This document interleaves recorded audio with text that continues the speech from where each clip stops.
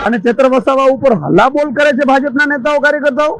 એટલું નહીં, જ્યારે ચેતર વસાવા પોલીસ સ્ટેશનમાં આમની વિરુદ્ધ ફરિયાદ લખાવવા જાય છે ત્યારે આ જ ભાજપવાળાઓ અને પોલીસ તંત્ર જાણે લોકશાહીની હત્યા કરતું હોય, જાણે ચૂંટાયેલા ધારાસભ્યને પણ બંધારણની રીતે જે હક મળે છે એ પણ છીનવી લેતા હોય એમ ચેતરભાઈ વસાવાની ફરિયાદ લેવી તો દૂર, એમની ઉપર FIR ખોટી કરી દે છે કે એમણે લાપા મારે ને એમણે હાથાપાઈ કરીને।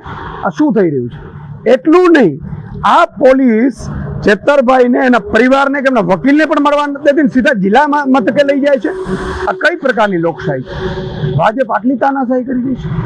ભાજપને એટલું અહંકાર આવી ગયું છે કે બાબા સાહેબે આપેલા બંધારણને ઘોડીને પી જવાની છે। આ ખરેખર આ લોકતંત્ર છે કે ઠોકતંત્ર છે ખબર નથી પડતી। ચેતરભાઈ વસાવાને અત્યારે મળવા દેવામાં નથી આવતા। ચેતરભાઈ વસાવાને ક્યાં લઈ ગયા છે, કોની સાથે લઈ ગયા છે, એમને વકીલને પણ મળવાની છે। શું ભ્રષ્ટાચાર સામે અવાજ ઉઠાવો? આ ભાજપવાળાને જે કરોડો રૂપિયા મંત્રીઓના અને એના મળતિયાઓના ખુલ્લા પડે છે ચેતરભાઈ વસાવાએ, તો આ ચેતરભાઈ વસાવા ઉપર તમે FIR કરશો, ખોટી રીતે FIR કરશો, એની લેવાને બદલે એમની FIR એના ઉપર કરશો। આ સદંતર વખોડી કાઢવા લાયક અને લોકતંત્રની હત્યા બરોબર છે। હું DGPને વિનંતી કરીશ કે બંધારણ રીતે ચાલે અને ચેતરભાઈને તુરંત છોડી દેવામાં આવે। એટલું જ નહીં, ચેતરભાઈએ જે ભાજપના નેતાઓ એમના ઉપર હુમલો કરે છે એમની ઉપર FIR લેવામાં આવે, એમની ઉપર તપાસ કરવામાં આવે અને યોગ્ય કાર્યવાહી કરવામાં આવે। સાથે જે ભ્રષ્ટાચાર થયા છે એ ભ્રષ્ટાચારની પણ યોગ્ય તપાસ થાય। આજે ડેડિયાપાડા સાગબારાના ધારાસભ્ય આદરણીય ચૈતરભાઈ વસાવા સાહેબ અને આજે ડેડિયાપાડા તાલુકાનું એક્ટિવિટીનું આયોજન હતું।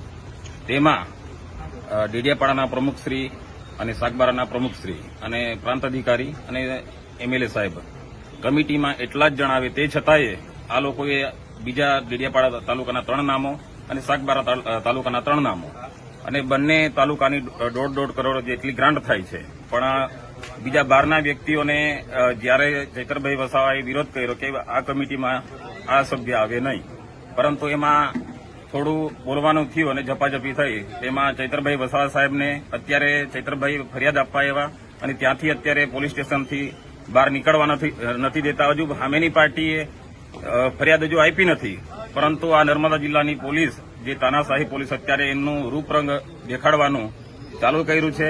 એના માટે અમે કાર્યકરો સૌ ભેગા થઈ